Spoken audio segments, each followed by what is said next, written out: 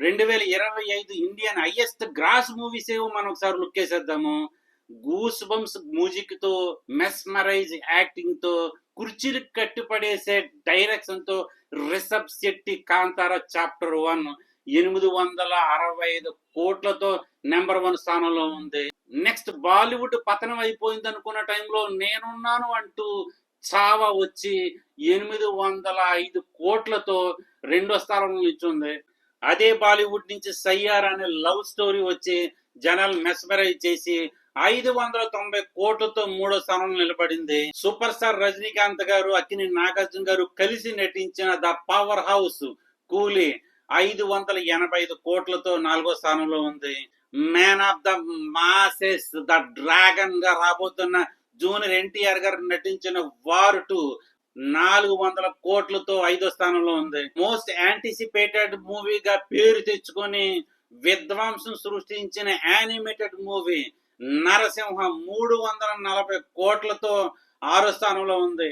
The deputy CM power star Pawan Kalyan గారు goose bumps acting చేసి ఓజీతో ప్రజలందరినీ మెస్మరైజ్ చేసి 318 కోట్లతో 7వ స్థానంలో ఉన్నారు. బాలీవుడ్ నుంచి అందరు హీరోలు కలిసి యాక్ట్ చేసి కామెడీ మూవీగా తెరకెక్కిన హౌస్ ఫుల్ 5 310 కోట్లతో 8వ స్థానంలో ఉంది. సంక్రాంతి అంటే ఇలా ఉండాలని సంక్రాంతికే వచ్చి సంక్రాంతికి వస్తున్నామన్న పేరు పెట్టుకుని విక్టరీ వెంకటేష్ గారు సంక్రాంతి ఒక ఆనందాన్ని సృష్టించారు. 303 కోట్లు విధ్వంసం సృష్టించి 9వ స్థానంలో నిలబడింది. ఇంతవరకు ఇండియన్ చరిత్రలో డ్రాకుల సినిమా రాలేదు, రాబోదు కూడా అనుకున్నారు. కానీ మలయాళం వాళ్ళు ధైర్యం చేసి డ్రాకుల సినిమాని బాలీవుడ్ కే కాదు మన వాళ్ళు కూడా తీయగలరని చెప్పేసి లోక చాప్టర్ 1 అనే పేరు పెట్టి డ్రాకుల సినిమాని తీసి వదిలేశారు. లోక 300 కోట్లతో 10వ స్థానంలో ఉంది.